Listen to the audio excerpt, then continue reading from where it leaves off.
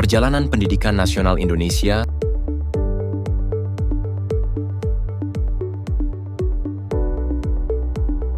sebelum kemerdekaan. Praktik pendidikan sebelum kemerdekaan RI seringkali dipengaruhi oleh sistem kolonial Belanda.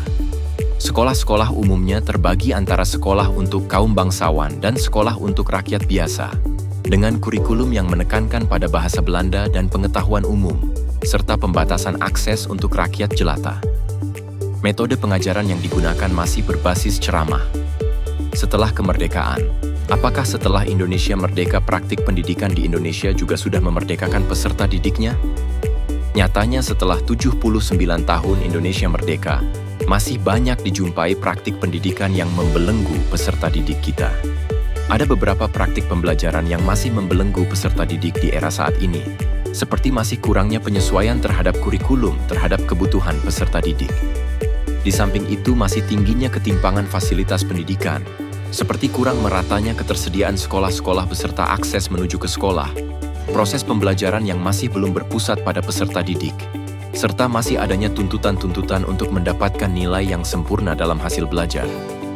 Model pendidikan saat ini yang dapat melepaskan belenggu yang belum memerdekakan peserta didik. Model pendidikan yang lebih inklusif, relevan, dan berfokus pada pengembangan holistik seperti pendidikan berbasis proyek, NAS Project-Based Learning, dengan berfokus pada pengembangan keterampilan yang dibutuhkan untuk kehidupan nyata.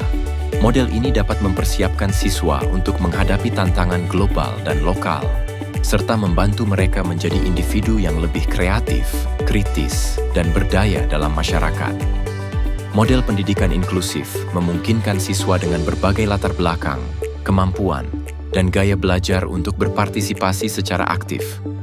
Relevan, menekankan keterkaitan antara materi pelajaran dengan masalah kehidupan nyata, berfokus pada pengembangan holistik, menekankan pada pengembangan keterampilan non-akademik yang sama pentingnya dengan penguasaan materi akademik. Pembelajaran mandiri dan berbasis teknologi, Self-Directed and Technology-Enhanced Learning.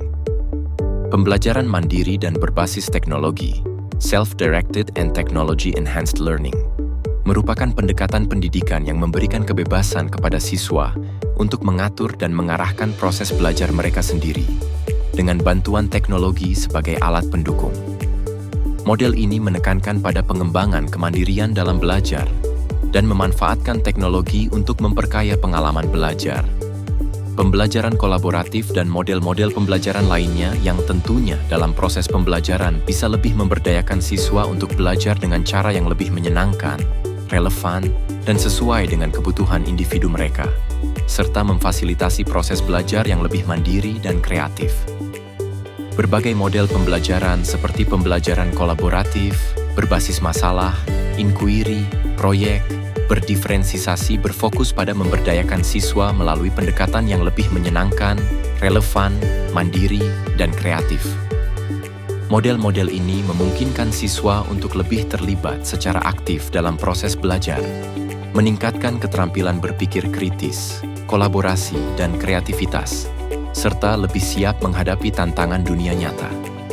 Lalu sebagai model pendidikan, apa yang dapat melepaskan belenggu dan memerdekakan peserta didik? Memberikan model pembelajaran yang berpihak kepada peserta didik.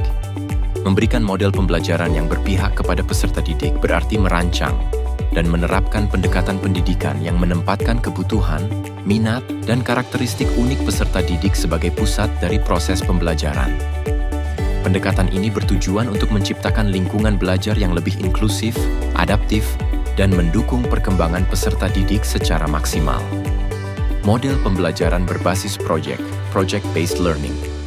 Model pembelajaran ini juga sangat sesuai dengan kurikulum Merdeka, karena menekankan pembelajaran yang relevan, mandiri, dan berbasis pada konteks nyata.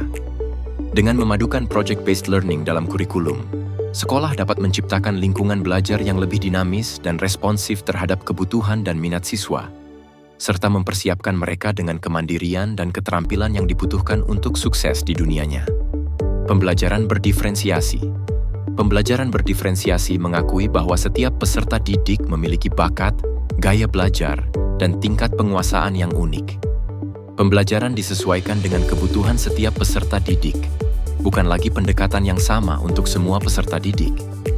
Dengan cara ini, pembelajaran berdiferensiasi memungkinkan setiap siswa berkembang pada kecepatan dan dengan cara yang paling sesuai bagi mereka, tanpa merasa tertinggal atau terlalu dipercepat. Secara keseluruhan, proses perjalanan pendidikan nasional Indonesia adalah sebuah usaha terus-menerus untuk menciptakan sistem yang adil dan berkelanjutan, dengan tujuan utama membangun sumber daya manusia yang unggul dan mampu bersaing di tingkat global. Meskipun banyak tantangan yang dihadapi, termasuk dalam hal kualitas dan pemerataan, kemajuan terus diupayakan melalui berbagai kebijakan dan inovasi pendidikan,